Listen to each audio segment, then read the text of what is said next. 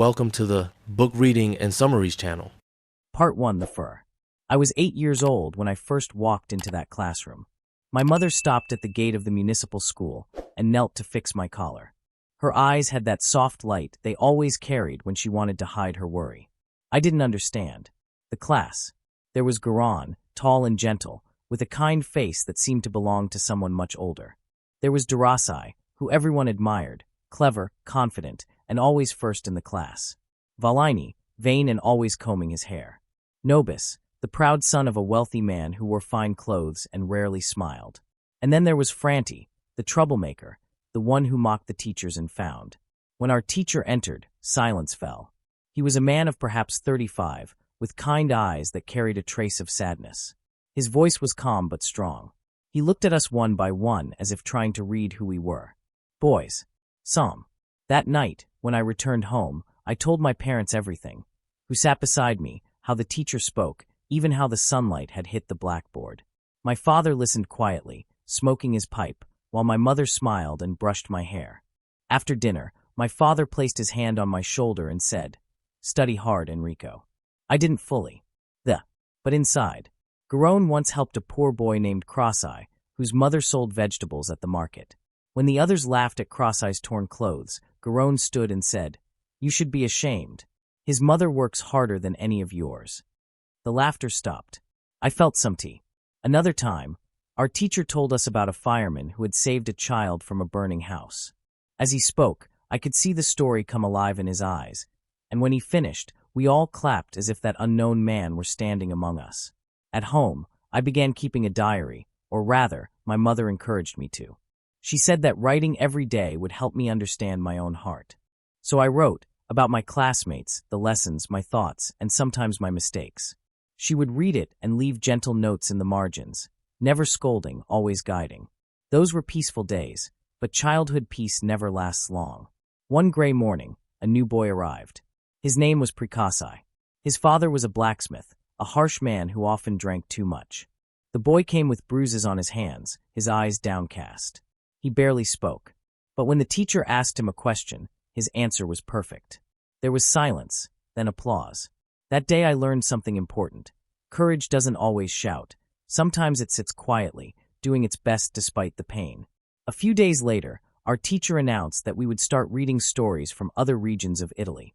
Stories meant to teach us virtue and pride in our nation.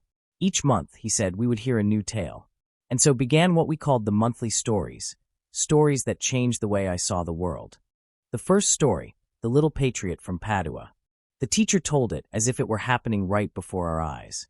A boy from Padua traveled with his father through a land occupied by enemies.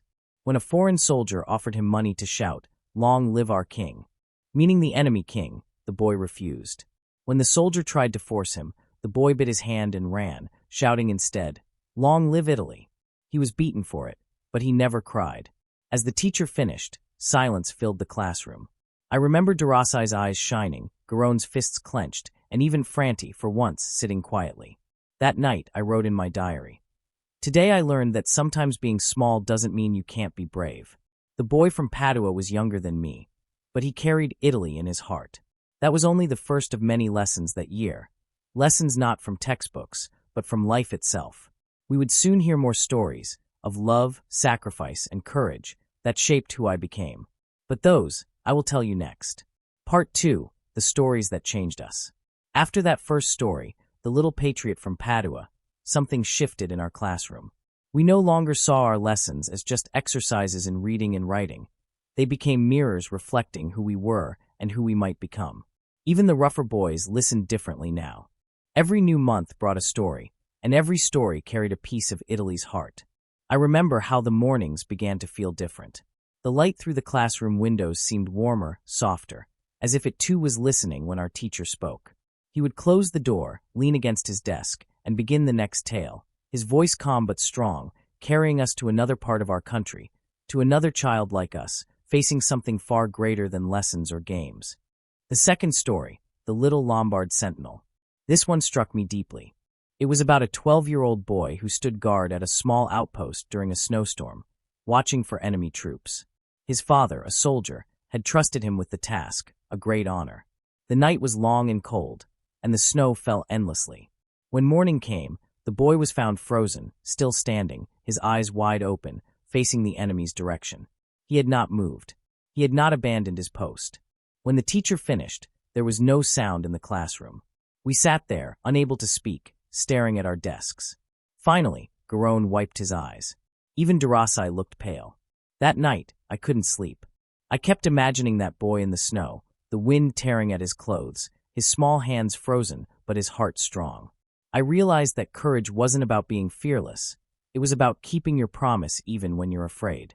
I wrote in my diary, I want to be like that boy, not because I want to die for something, but because I want to live with that kind of courage.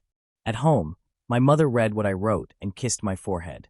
Courage, she said softly, isn't always in big things, Enrico. Sometimes it's just telling the truth when it's hard, or forgiving someone when you could stay angry. Her words would come back to me later, when forgiveness became the hardest lesson of all. School went on. The rain gave way to snow. Winter settled over Turin like a white blanket, softening the noise of the city. Inside our classroom, the stove burned faintly, filling the air with the smell of coal and ink. We were growing up, though we didn't yet realize it.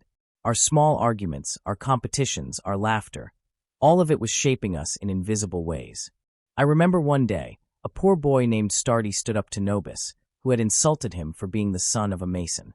Stardi's face was red with anger, but he didn't fight. Instead, he said quietly, "You may have more money, Nobis, but I can work. My father built houses. What do you build?" There was a silence. Nobis sat down without a word. That moment felt bigger than any lesson on the blackboard. It was a victory of dignity over pride. The third story, from the Apennines to the Andes. If the first two stories had taught us about bravery, this one taught us about love. It told of a boy named Marco from Genoa, whose mother had gone to Argentina to find work. When her letters stopped coming, Marco decided to cross the ocean to find her. Alone, he traveled through cities and villages, through sickness and hunger, guided only by hope and a few kind strangers. And finally, after months, he found her. She was sick, weak, almost dying. When she saw him, she whispered, "My son, you came all this way." Marco took her hand and said, "I had to, Mama. You are my life." Our teacher's voice broke slightly when he reached that line. And when he looked up, even the toughest boys were silent. I could feel something inside me swell, a kind of ache that was both joy and sorrow. I thought of my own mother, her patience, her gentleness, how she kissed my hair when I studied late. I realized how much love there is in quiet things, in dinners cooked, shirts mended, words written softly in the margins of my diary. That night I hugged her tighter than usual. She smiled, surprised, and said, "What's this for, my little philosopher?" "For Marco's mother," I said. She didn't ask more. She just held me. As the months passed, I began to see that every story we heard was not really about someone far away. It was about us. Each of us carried a piece of those children in our hearts. The courage of the sentinel, the loyalty of Marco, the pride of the patriot. And perhaps, we thought, one day we too would face our own test. One snowy morning, the teacher brought in another tale. He said it was one of the simplest, but also one of the hardest to forget. The fourth story, the Little Florentine Scribe. It was about a boy who copied letters for illiterate people in Florence to help his poor family. One day, a blind man came to dictate a letter to his son, who was far away. The boy, moved by pity, changed the letter slightly. He made it kinder, softer, full of love. When the blind man's son received it, he returned home to see his father, thinking he had been forgiven. The old man wept with joy, never knowing that a small boy's heart had healed what pride had broken. When the story ended, I remember whispering to myself, "Words can save people." It was the first time I truly understood what my father meant when he said that kindness was more powerful than strength. That winter, sickness came to our class. One boy's mother died, another's father lost his job. We learned to write small letters of comfort, to bring bits of bread for those who had none, to walk each other home when the streets were dark. Our teacher said, "This is what it means to be a citizen, not only to love your country, but to love the people who share it with you." Those words stayed with me. They still do. When spring returned, the world seemed reborn. The snow melted from the rooftops, and the river shimmered under the sun. We played in the streets again, our laughter echoing through the narrow alleys. Yet something had changed in all of us. We were not just schoolboys anymore. We were small souls learning to carry something vast, compassion, duty, and memory. The fifth story, The Sardinian Drummer Boy. It was the last story before summer vacation, and perhaps the most heroic of all. During a battle for Italy's independence, a young drummer boy was captured. The enemy general ordered him to reveal where the Italian troops were hidden. The boy refused. The general threatened him, even offered gold. Still, the boy shook his head. "Do what you want," he said, "but I serve my country." He was executed the next morning. When the teacher reached that line, his voice faltered. He turned to the window for a moment before continuing. There was no applause, no sound, only the feeling that something sacred had passed among us. I remember looking around the room. Garrone's lips trembling, Precossi whispering a prayer, even Franti staring silently at the floor. Something invisible bound us together, a silent vow that we too would be brave, loyal, and good. That summer, when the school year ended, we all felt older than our years.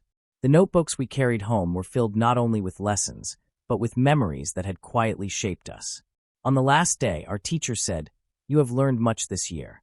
But remember, the true stories of courage and kindness are still waiting for you outside these walls." He smiled, and for a moment I saw in his eyes both pride and sorrow, the look of someone who knows that time will take his students away, one by one, into the great wide world. When I left the classroom that day, the streets of Turin glowed under the late afternoon sun. My mother was waiting at the gate. She took my hand, and as we walked home, I realized that the school year was over, but something deeper had begun, the long education of the heart. Part 3. Lessons of Friendship and Forgiveness. The summer passed too quickly. When I returned to school that autumn, everything looked the same, the wooden desks, the smell of chalk, the old map of Italy on the wall. Yet somehow, I wasn't the same boy anymore. Maybe it was because I'd spent the summer thinking about the stories our teacher told. Or maybe it was because I'd started noticing how fragile people were, how easily joy could become sadness, and how kindness, even the smallest kind, could change a person's world. Whatever it was, I began to see my classmates differently. Garrone, the strongest boy in the room. Garrone was still the same big, quiet boy who always defended others. But now I understood that his strength wasn't just in his fists, it was in his heart. Once, when a smaller boy accidentally spilled ink all over his notebook, instead of shouting, Garrone just smiled and said, "Don't worry, we'll fix it." He tore a few clean pages from his own notebook and gave them away without a second thought. I watched that moment carefully. It was small, but it stayed with me. Because sometimes true kindness doesn't make noise. It just happens, quietly, like the sound of rain falling at night. Derossi and Nobis. Derossi remained the best student, clever, generous, the kind of boy everyone admired. But Nobis, who used to look down on others, began to change. It started one afternoon when the teacher asked us to work in pairs. Nobis was paired with Stardi, the son of a mason, the same boy he'd once insulted. I expected trouble, but instead, something unexpected happened. Stardi was patient, explaining every problem calmly. Nobis, embarrassed, listened carefully. By the end of the lesson, Nobis whispered, "Thank you." The next day, he brought Stardi a pencil as a gift. It was awkward but honest. That's how boys make peace, not with speeches, but with small acts of courage. Precossi. Then there was Precossi, the quiet boy who lived with his father, a blacksmith known for his temper. We used to hear stories about the shouting that came from his home. Yet Precossi never spoke badly of his father. He worked hard, studied late, and carried a sadness behind his smile. One morning, he came to school with bruises on his arm. Nobody said anything, but we all noticed. After class, Garrone and I walked with him. He didn't want pity. He just said softly, "My father's not bad. He just drinks to forget." That night, I told my mother what he said. She sighed and whispered, "When people suffer, they sometimes hurt others without meaning to. But love can still reach them, even through pain." A few weeks later, something miraculous happened. Precossi's father came to school. He stood at the door, his hands black with soot, and asked to speak to the teacher. Then he turned to his son and said, "Forgive me, boy." It was such a simple sentence, but it sounded like thunder. The whole class fell silent. I'll never forget the way Precossi threw his arms around his father, crying, not from pain this time, but from relief. That day, I learned that forgiveness isn't weakness. It's strength, the kind that rebuilds what anger destroys. Franti. But not everyone changed. Franti, wild, cruel, restless, seemed to take pride in doing the opposite of what was right. He laughed during the stories that made us cry. He made fun of Precossi. He mocked the teacher behind his back. I used to hate him. Truly hate him. I thought he was the only boy who could never be saved. One day, after he'd done something especially cruel, breaking a poor boy's lunch just to watch him cry, I told my mother that I wanted to punch him. She listened quietly, then said, "Don't hate him, Enrico. He's the one suffering most. Children who laugh at kindness are usually the ones who need it the most." I didn't believe her then, but I would later. The sixth story, the Roman engineer's sacrifice. It was winter again when our teacher told us this one, a story that would change how I saw life itself. It was about a young engineer who had built a bridge near Rome. During a flood, he discovered a flaw in its foundation. He ran to the bridge to warn the workers, but before he could reach safety, the structure collapsed. He died, but because of his courage, hundreds of others were saved. When the story ended, the teacher said, "Remember, children, duty isn't about what's easy. It's about doing what must be done, even when no one is watching." That night, I wrote in my diary, "Maybe growing up means learning to do good quietly, without applause, without reward. Jealousy and shame." That same winter, something ugly grew inside me, something I didn't expect. Jealousy. It started when Garrone won another prize for his essay, and everyone clapped. I smiled, but inside I felt small, like my work would never matter as much. The teacher noticed. After class, he called me aside. "Enrico," he said gently, "you have a gift, not for being first, but for seeing deeply. Don't envy others' light. Use your own to brighten theirs." Those words burned into me. That night, I stared at the ceiling, ashamed. I realized how easy it is to forget what matters, how pride can blind us to our own worth. The next day, I congratulated Garrone sincerely. He smiled, clapped me on the shoulder, and said, "Don't you see? You write with feeling, Enrico. That's worth more than any medal." It was the first time I felt proud not of being smart, but of being honest. My father's letter. Around that time, I made another mistake, one that nearly broke my heart. I had talked back to my mother. It was small, just a moment of anger, but it hurt her. She didn't scold me, she just looked away and said, "That was unkind." Later that night, my father gave me a letter. I still remember every word. "My son, you have wounded the kindest heart in our home. Your mother loves you more than her life. One day, when you are far from us, you will remember this night, and the pain will sting deeper than any punishment. Learn this now, the truest form of manhood is gentleness." I cried that night, not from guilt alone, but from understanding. I went to her room quietly, kissed her hand, and whispered, "I'm sorry, Mama." She smiled through tears. That's all I ever needed, Enrico. A kind heart. A winter of small miracles. The months that followed felt lighter. We began collecting books for poor children, visiting sick classmates, writing letters to soldiers who had lost family. Even Franti started to soften, just a little. Once, when a dog limped into the schoolyard, he was the first to bring it water. He tried to hide it, pretending not to care, but we all saw. And for the first time, I thought maybe my mother had been right. The seventh story, the Little Soldier of Naples.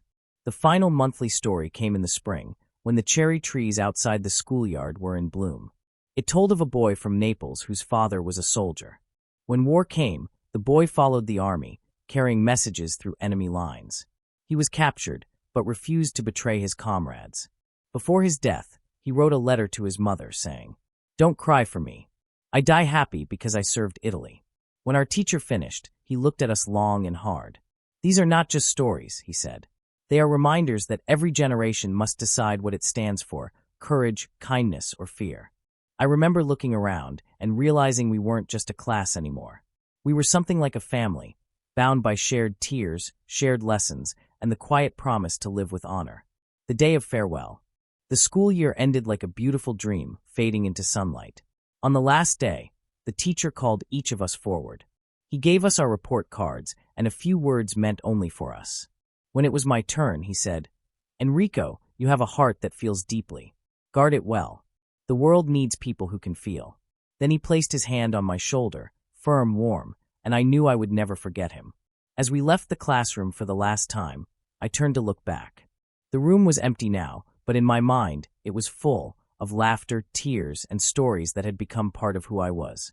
Outside, the air was sweet with summer. Garrone waved. Garrone shouted, "See you next year." And as I walked home, I realized something simple yet enormous. We go to school to learn reading and writing, but what we really learn is how to live. Part 4. The Years of Change and the Final Lesson. Years have passed since that last summer of school. Sometimes I close my eyes, and I can still see it. The sun slanting through the tall windows, the dust floating in the light, the smell of ink and chalk. The laughter. The arguments.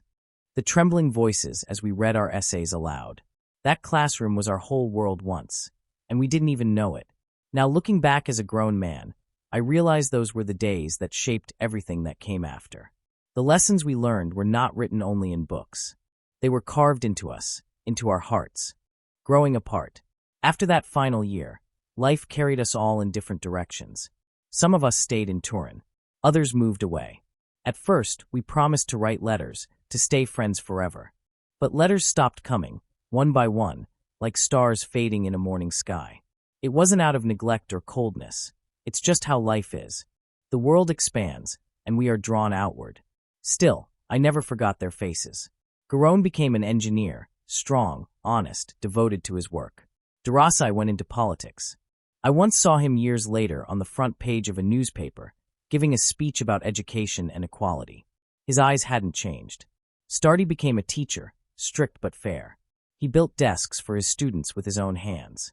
Nobis, once proud and distant, became a lawyer, using his voice to defend those who couldn't afford justice. And Franti, no one really knew what became of him.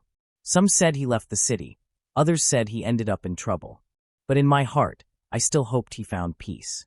Because even the hardest hearts deserve one last chance to change. The city changes, and so do we. Turin changed too. The old cobblestone streets filled with cars.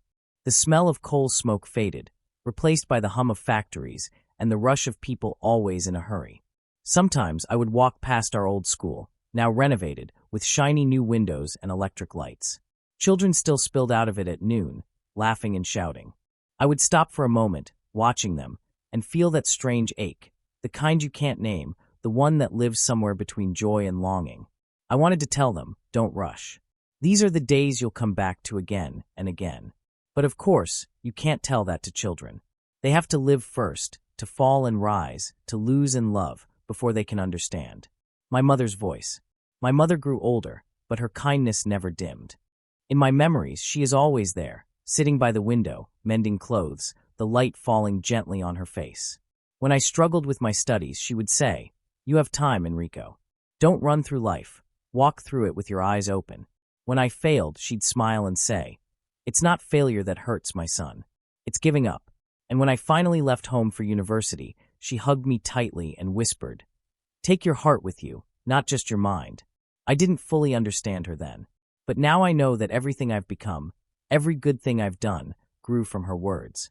The letter from Garrone. One rainy evening, years later, I received a letter from Garrone. The handwriting was rough, hurried, but unmistakable. He wrote from a construction site in Sicily, where he was helping build a new bridge. "Life's hard here," he wrote. "But when I'm tired, I remember our teachers' stories, especially the one about the Roman engineer. I tell myself that every brick, every bolt, is part of something bigger. I may not be famous, but I build things that last." I smiled as I read it. It was so like Garrone, quiet, solid, never seeking applause. He ended the letter with one line. "Keep writing, Enrico. The world needs stories that remind people to care." That night, I began to write again, not essays for school, but stories about the people who shaped me. I realized that words, too, could be a kind of bridge. The teacher's funeral. It was winter when I heard that our beloved teacher had died. I traveled back to Turin for the funeral. The city was gray, blanketed with snow, as if mourning too. The church was small but full. Men and women from every walk of life came, former students, teachers, old friends. I stood near the back, watching as the coffin was carried in. For a moment, I wasn't a grown man anymore. I was that same boy, sitting at his desk, hearing the teacher's calm voice say, "Remember, children, what matters most is not being first, but being good." When the ceremony ended, I stepped outside and found Derossi there. We hadn't seen each other in years. He smiled sadly and said, "He was the best of us, wasn't he?" I nodded. He taught us how to live. We walked together down the silent street, our breath visible in the cold air. I realized then that some people never truly die. They live on through the lives they've touched. The reunion. A few years later, Derossi arranged a reunion. We met in a cafe near the river, older, grayer, carrying our own stories of success and failure. When Garrone entered, we all stood and cheered. He looked embarrassed, his hands still calloused from work. "You all look so important," he joked. "And I still smell like cement." But when we began to talk, the years melted away. We were boys again, laughing about old pranks, remembering the smell of chalk, the trembling fear of exams, the warmth of friendship.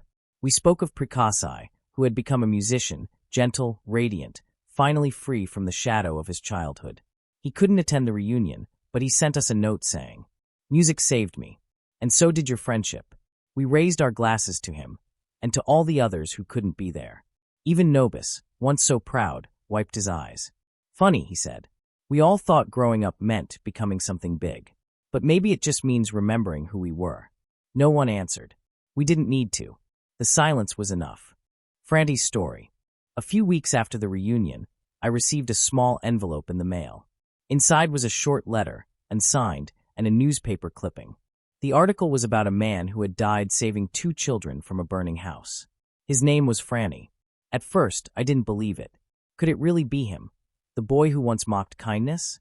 But as I read, I knew it was true. The man had been living in poverty, working odd jobs, but in the end, when the fire broke out, he ran inside without hesitation. I sat there for a long time, staring at the paper. My mother's voice came back to me. Children who laugh at kindness are usually the ones who need it most.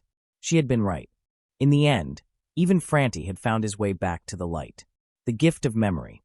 Now, when I walk through the city and hear the sound of children shouting after school, I sometimes stop and listen. Their laughter echoes through time, mixing with the voices of those I once knew. I think of all the lessons we learned, not just from books, but from life itself. How Garrone taught me what loyalty means.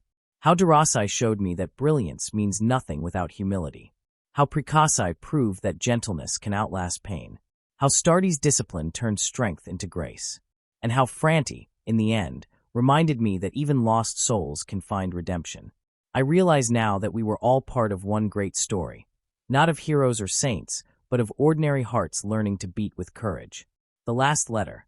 Sometimes I still write letters to my mother, though she's long gone. I never send them, of course.